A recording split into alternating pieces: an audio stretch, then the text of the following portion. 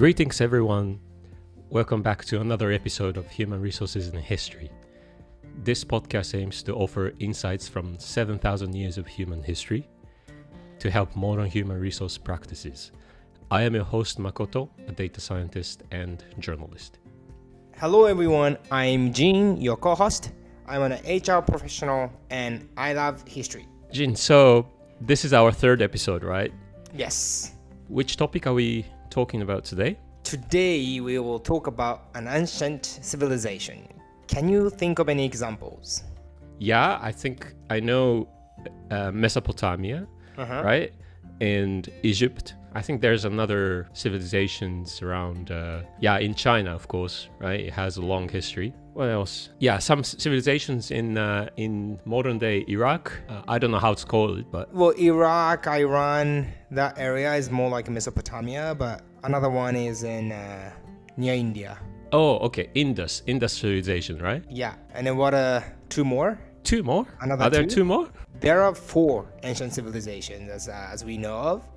But some scholars recognize two more civilizations in the New World, which is the American continent. American continent? Yeah, they are Caral in Peru and Olmec in Mexico. Never heard of them. Olmec is like a previous civilization to the Maya civilization. Oh, really? Yeah, the four ancient civilizations are more popular. But today, our focus will be on Egypt. Oh, Egypt. That's a very interesting one, right? I hope so. Yeah? So, what do you know about ancient Egypt?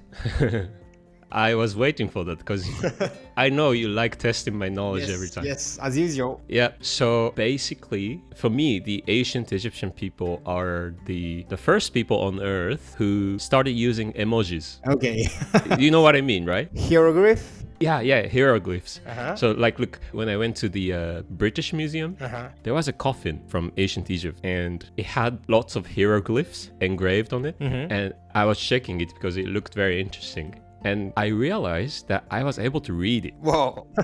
By looking at the characters. Maybe you just said like it's a bird. No. There was a line that had emojis of a person and a boat and few wavy lines. Maybe it means water or river, I don't know. And a cup with some liquid in it. And lastly, a cat, right? And I was like, I got it. I read it. I can understand this, right? It says, hey, there will be a boat competition in the river. And after that, there will be a beer party. Probably cat will join as well. So that's what I guess. Okay, and then what was the answer? What was the real meaning? Well, that's the real meaning.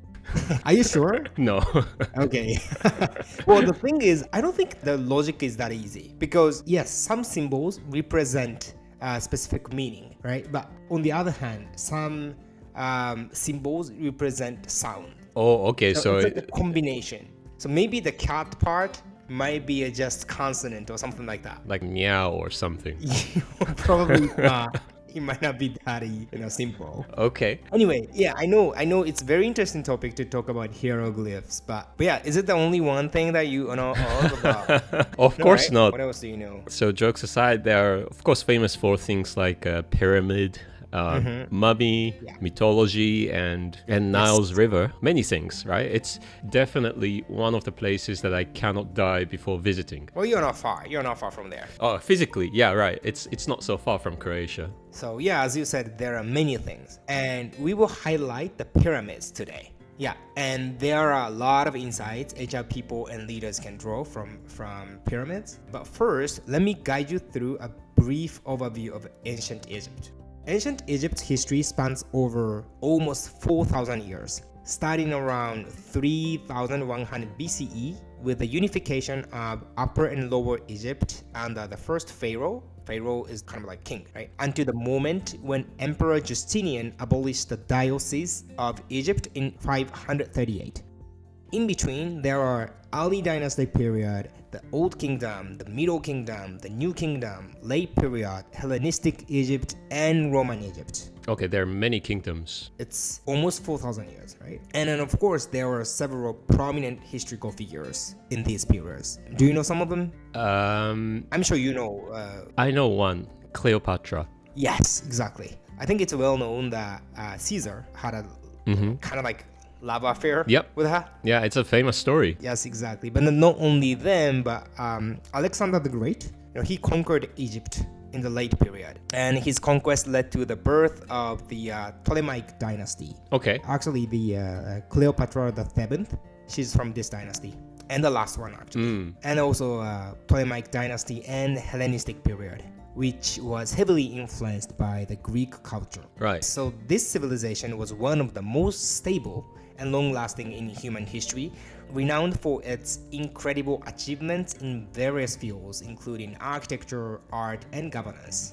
And as you mentioned, the Nile River, it played a central role in Egyptian life, providing fertile land for agriculture, which was the backbone of the economy. And this agricultural surplus allowed the society to develop complex social structures and support large-scale construction projects like the pyramids. And religion was deeply integrated into Egyptian society, influencing everything from daily life to grand constructions like the pyramids, which were built as part of their elaborate belief system about death and the afterlife. I mean, Egypt always impresses me with so much. Like, they had such a sophisticated society and such advanced science as well, right? And how many years ago you said? 3,100 BCE, so more than 5,000 years ago. All that was 5,000 years ago. Who was I 5,000 years ago? Maybe I was like one of the grains in the sand in the desert, or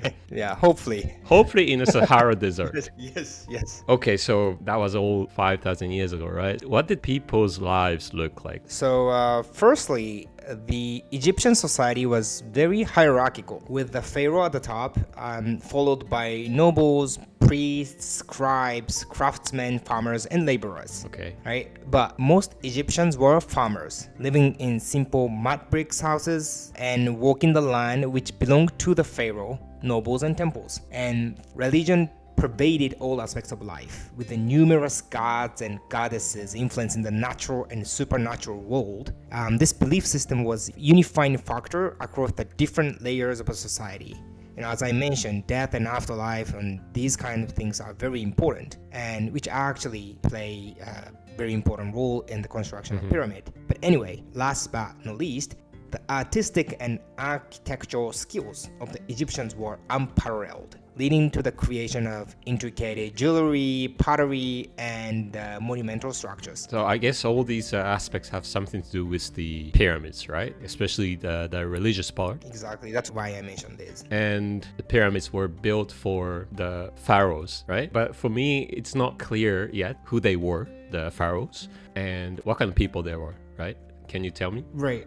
So they are sort of a king, but what's different from like secular king is the pharaoh was considered a god king and responsible for maintaining order and harmony in the land, believed to be chosen by the gods to serve as their earthly representative. Okay, but in Europe there was something called divine right of the king, right? The right of the kings were considered as divine and sacred, but kings were not gods itself. Yeah, exactly. The right was given by the gods, right? Yeah. But in Egypt, pharaohs themselves were gods. It's like half god. Yeah, half god and half human. Oh, wow. Yeah, so that's actually important difference. Okay, got it. And then obviously the pharaohs are a very important piece of the pyramid, right? So the pyramids were built as part of a larger complex that included temples and other buildings. So pyramid is not just the pile of bricks. Right. And these complexes served as tombs for pharaohs, ensuring their journey to the afterlife and continued rule in the next world. Wow. So basically, these huge complex was built to support the pharaoh to have a better afterlife.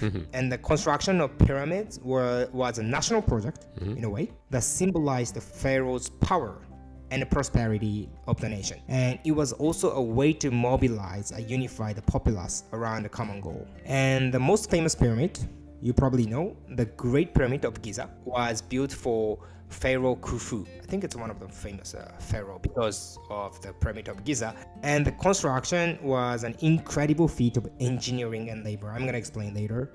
and reflecting the advanced skills and organizational capabilities of ancient Egyptians. It's really interesting. You know, whenever I see the images of pyramid, they're very giant, surrounded by a bunch of, how do you call them? The cat. Well, Sphinx. Yeah. Right? Are they cats? I think they are. Let me quickly check. Well, actually, the body of a lion and the wings of an eagle and head of a human. So more complex than cats. Not just a cat. Okay. Yeah. What do they mean? Not the Sphinx itself, but the pyramid and its surrounding statues. I'm curious to know what important facts there are about the pyramid. Mm-hmm. Yeah, so there are a lot of things. So let me explore a bit more about the pyramid. So the Great Pyramid of Giza, a tomb for the pharaoh Khufu, is located near Cairo and was built around 4,500 years ago during the Old Kingdom period. It is 138 meters tall, or 455 feet, constructed by as many as 20,000 builders from approximately 2.3 million blocks, and has a total weight of 5.75 million tons. Wow. That's huge. And this is very surprising. In this era, the sides of the structure are precisely aligned with the north, south, east, and west directions, like precisely. How did they do that? Well, that still remains a mystery. And yeah, let me move on. And there is another whole structure inside a pyramid. So as I said, it's not just pile of bricks. There is another whole structure. Okay. That is actually the tomb of the pharaoh. Again, this was built 4,500 years ago. That's crazy. And another important information, I think many people seem to believe that the pyramid was built by forced labor or slaves. Wasn't it? It seems not. It doesn't seem to be correct information actually. Seriously? Because ancient Greek historian Herodotus described that the builders were slaves, and the myth was enforced by various modern films, literature, and other media, like Hollywood movies, let's say. However, with the latest archaeological findings, Egyptologists now agree that they were actually paid workers with extensive skills. They were paid? Yeah. So there were skilled stonemasons, carpenters, engineers, and so on. So they are not slaves. Wow, just like us. They were getting paid. They were getting salaries. Yes, exactly. Possibly better than we are. Actually, you'll be surprised how great the environment was. It would be interesting to know how they attracted such workers, because if it's a job, then they must have had many choices, either to work at pyramid construction project or at bakery or a fisherman or winemaker. I don't know. You said there are a lot of farming activities. Yeah, I'm not sure if there are a lot of other job opportunities, but what I can tell is how great the environment of the construction of the pyramid was. So let me explain a little bit. It is widely believed that the builders of the pyramid were well taken care of. They received ample supplies of bread and meat, and along with shelter and medical care. Wow. And moreover, the discovery of tombs for the builders around the pyramid, it suggests that they were promised a prosperous afterlife as a reward for their contributions to the construction. They are definitely getting better benefits than I do now. Yeah, in a way, they are working for a very good big company. Like, what benefit I would like to get in order to work for a construction project of the pyramid? It's free lunch provided next to the pyramid. It must be so great. Probably if it's you are just there as a tourist. But yeah, maybe they enjoy it as well, because they had a great purpose, right? Yeah. To build a great pyramid, and they had a lot of supplies of bread and meat, and also like medical care. That was very surprising, like 4,500 years ago. Yeah. They really provided medical care there. I just simply wonder if there are any entertainment-related benefits, like PS5. I heard they had Nintendo Wii. Oh, really? Okay, let's move on. So while there may have been some slave, probably, yeah, I wouldn't say like there is zero slave, but it is now clear that the pyramid was not built solely by slaves. The construction of the pyramid was, in a sense, a major business project, I would say. And they might have been managed by skilled project managers who played crucial roles in its execution. So it's a big project. Yeah. So now we're gonna explore the historical insights HR professionals and business leaders can learn from. Are you ready? Yeah, we cannot end this episode just by saying jokes, right? Yes. So tell me what we can learn from it. Sure. So I would say the most important insight we can get from here is purpose-driven management. The pyramid construction project was driven by a clear purpose, upon which individual objectives for workers were also based. So let me quickly review those definitions. Purpose is the reason why you do your work, the reason for your existence, or why the team does what it does. And an individual objective is what you need to do to contribute to that purpose. And as we observed, religion was the fundamental purpose behind the pyramid's construction. And the pyramid was built for the pharaoh Khufu, who was considered a demigod. And participating in the project became the purpose of their lives. Just like this, the pyramid construction project was driven by a clear purpose. This is what I meant by saying purpose-driven management. And modern organizations often have purposes driven by business goals, societal impact, or technological advancement. Yet, the underlying human need to work towards something meaningful remains crucial. Okay, you said a lot of things, so let me just recap.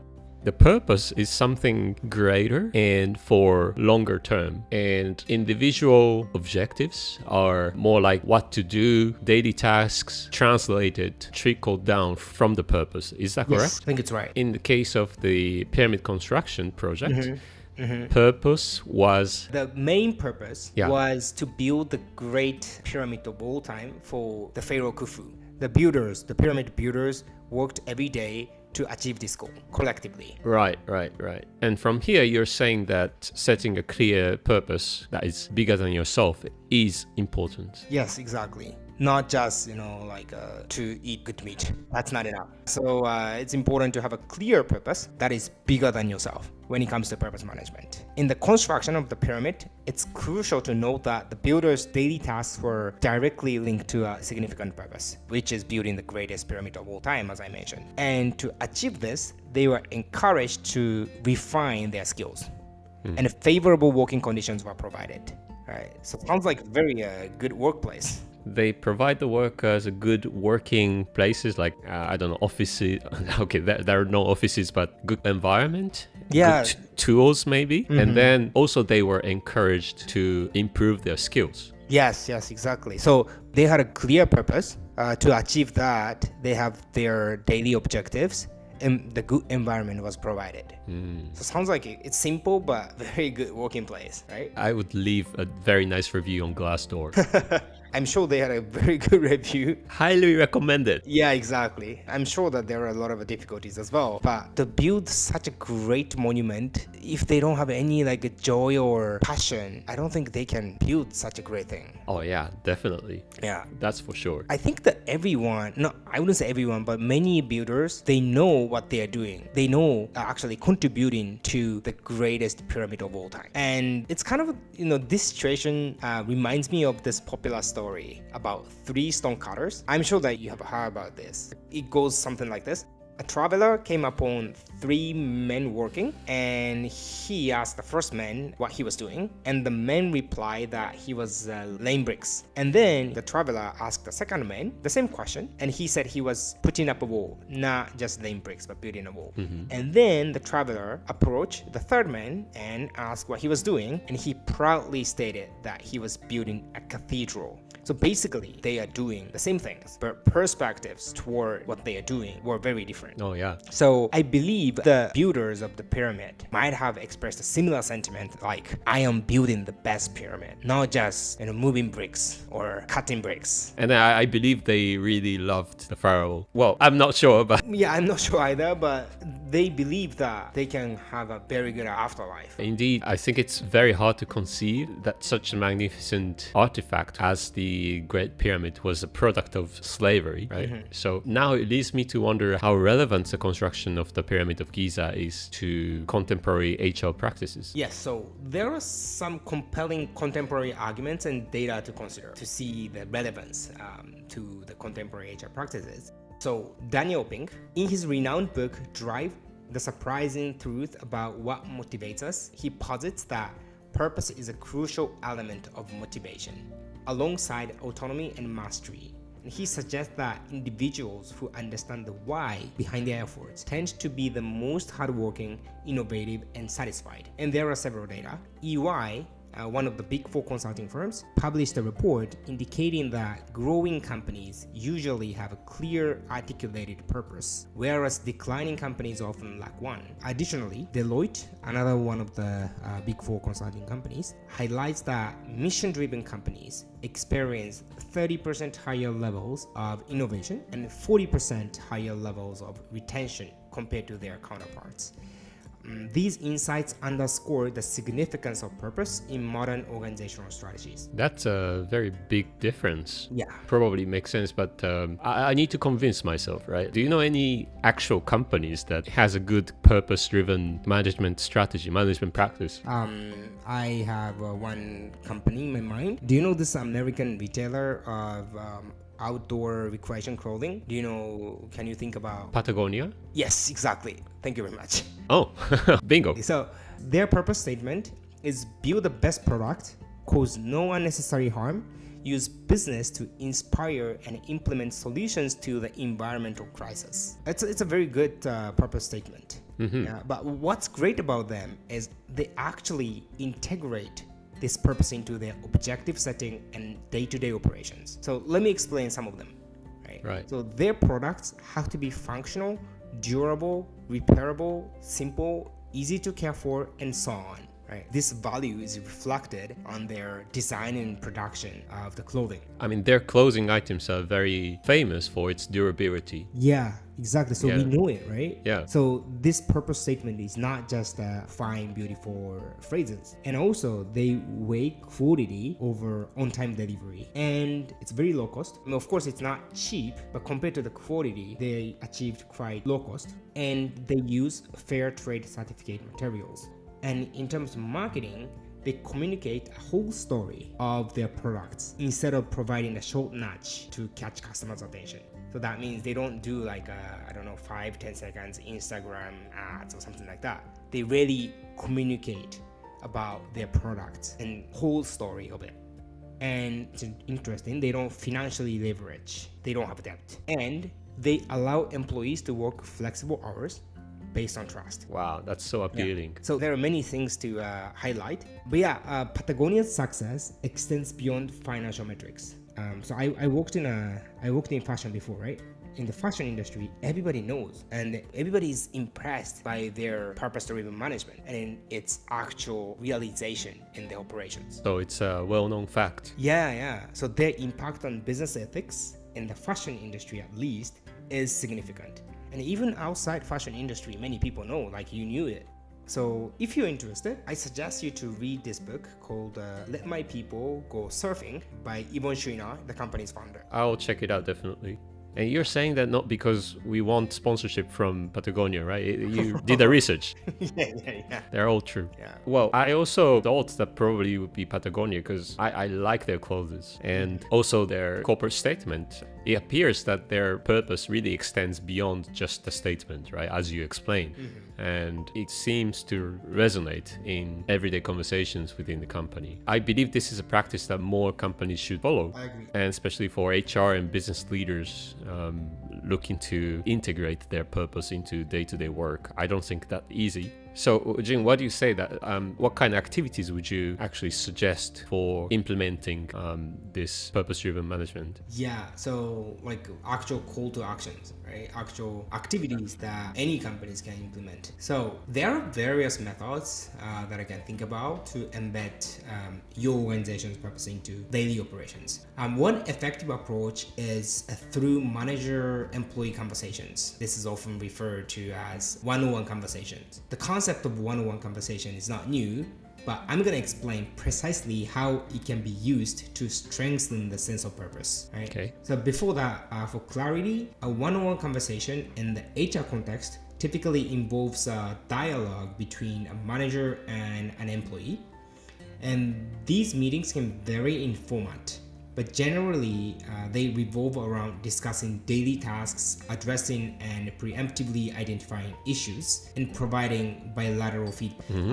The frequency of these meetings can vary too, though ideally they should be conducted on a weekly basis. Yeah. But they can be adjusted to bi-weekly or monthly meetings if needed, but ideally weekly basis. And while it's valuable to maintain traditional year-end review sessions to reflect on annual achievements and challenges, it's very important to know that in today's fast-paced environment, this alone is not enough. That is why the one-on-one conversation is very important. So then, as I said, I'm going to explain how we can utilize this one-on-one session to implement the purpose-driven management. Some companies conduct quarterly one-on-one session. In this quarterly session, the topic extends beyond daily tasks to cover topics like career development or work-life balance. Yeah. So because it's, of course, annual year-end review and talking about this is not enough, but probably like talking about career development or purpose every week is probably too much because you have a lot of things to do on your table, right? Yeah. So anyway, in these quarterly one-on-one discussions, a primary focus is aligning individual roles with the overarching purpose of the organization. So for example, let's say Patagonia's case, they have this purpose statement: build the best product, cause no unnecessary harm, use business to inspire and implement solution to the environment crisis. And in this quarterly one-on-one, I don't know if Patagonia is doing this,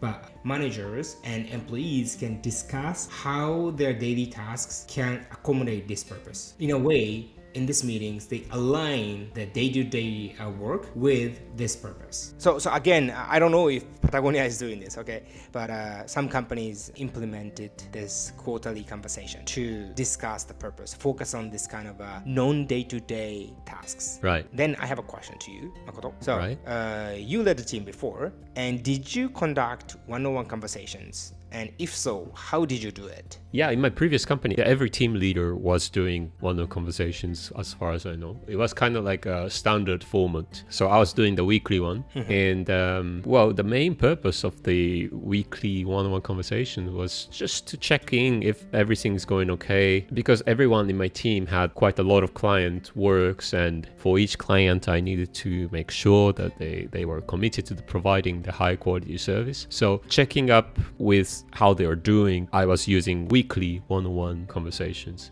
There was one person in my team who really wanted to go beyond the regular one-on-one conversations, constantly reviewing the career growth opportunities, discussing and planning upskilling topics, and also constantly reviewing my management style. So it was like a bilateral way of conducting one-on-ones and just trying to make one-on-one conversations time as fruitful as possible, right? But to be honest, we didn't have such conversations at every single weekly one-on-one, but we had it once every, I would say, few weekly one-on-ones, so maybe once a month. And that was truly eye-opening for me because it made me realize the importance of constantly reviewing career purpose, right?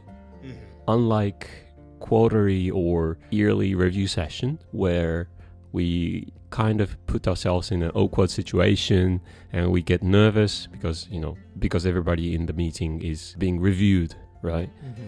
The conversations I had with her was quite casual, and the fact that putting such discussion topic always available on the shelf is quite effective. And of course, it required investing more time to prepare from both sides. It required more research time as well, because I wanted to give her the best resources as I could provide. But I learned a lot from this interaction. Given that, if I had more people in my team and if I had to do it with everyone in my team, it would have been a bit overwhelming. So I would say this is just my personal experience and it depends on the situation of each team. And as I said, most of the one-on-one conversations I had with the rest of the team was regular check-ins, and that was also very, very important. Yeah, that's why I suggested quarterly conversation or monthly. Of course, it depends on how much work you have. So I think you I believe that you enjoyed this, right? It was fun. Yeah, I really liked it. So maybe if you have to do this every week with everybody, you might be overwhelmed. But maybe like monthly or quarterly. Yeah, definitely. Thank you for your answer. Yeah, and then it's coming back to the Egyptian topic, but I wanted to put some remark on something. So during the time of the ancient Egypt, pyramid construction workers, they were mostly Egyptian people. I think so, yeah. And most of them were uniformly the same people looking at the same direction. Everybody loves the pharaoh. Everybody believed that the Nile is flooding because the gods are mad or sad about something. But that's totally different nowadays. Nowadays, people at the office, at the corporate scenes, they are coming from more diverse cultural background, right? And I think it's imposing more challenges. Like if the Nile River ever flows today, some would believe that it's because the god is angry, but some would believe it's more scientific reason, right? Saying because it rained a lot up in the mountain or something. So what I wanted to say is that it's getting a lot more challenging nowadays to let people align under one single purpose. Even like in the ancient Egypt, during the construction of the pyramid, I don't think 100% of them were 100% aligned, right? I imagine that they have different perspectives. And nowadays, yes, it's completely normal for an organization to have multiple coexisting purposes within an organization, as long as they directly conflict with each other. So let me come back to the example of the pyramid. The primary goal was, as I said, undoubtedly to build a magnificent monument for the pharaoh. But the individual builders had probably their own motivations. For some people, the promise of blessed afterlife might have been enough, while others might have found joy in simple pleasures like beer after work. I would be one of them. I don't drink alcohol, so I don't know about that. But some builders might have seen the challenging construction project as a chance to enhance their skills. I'm this kind of builder, by the way. So I'm more motivated by like self-development. Right? Simply, I enjoy the process of learning and developing my skill, right? Okay. Yeah, and some people, they just have desire to support their families, you know? It's totally fine. So I believe, as I said earlier, even during the construction of the pyramid, the builders had really varied motivations, I believe. So nowadays, and also even the ancient Egyptian period, it is crucial for managers to recognize and value these diverse motivations, aligning them with the organization's overarching purpose when designing day-to-day tasks. So yeah, I think we are almost running out of time, but important thing is that since one-on-one conversation is often structured by HR, right? I'm in an HR, and then one-on-one conversation or this kind of weekly conversations fall into HR responsibility. And I believe this is the case for other companies. So HR professionals can provide guidelines to integrate the purpose management process into a one-on-one conversation process. So this is the last thing I wanted to add in. Is there any evidence that in the pyramid construction project there were people who were acting as managers? I didn't do that research. But I am sure because there are 20,000 builders. Yeah. And then also Egyptian society was highly hierarchical. So I bet there were some managers, like project managers.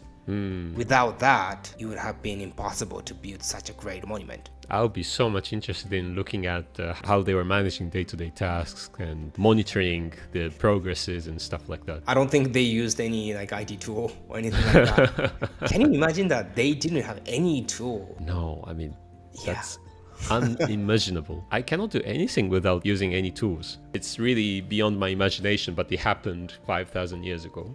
So now I think it's time to wrap up today's episode of Human Resources and History. Any other things to say, Jin? First, please try to visit the Pyramid of Giza. I've never been there. I want to go to. Oh, me neither. And I suggest you to do some little bit of research about the pyramid. It's really amazing, not only for HR professionals and business leaders, but just the construction and everything around the pyramid was so fascinating. I want to visit there and think about the people who built that and what kind of lunch they were having, what kind of view they were having. I would get emotional. I bet you're an emotional person. Well, thank you everybody for joining us, and we hope you found this dive into history as fascinating as we did. If you like this episode, please leave a comment. I mean, if you really want, you can leave commenting hieroglyphs. I won't stop you, right? Probably I won't read it. Why not? For me, it's a piece of cake. Okay. Yep. All right. Thank you very much, everyone, for listening. See you next time. Wavy hand emoji. Bye. Bye-bye.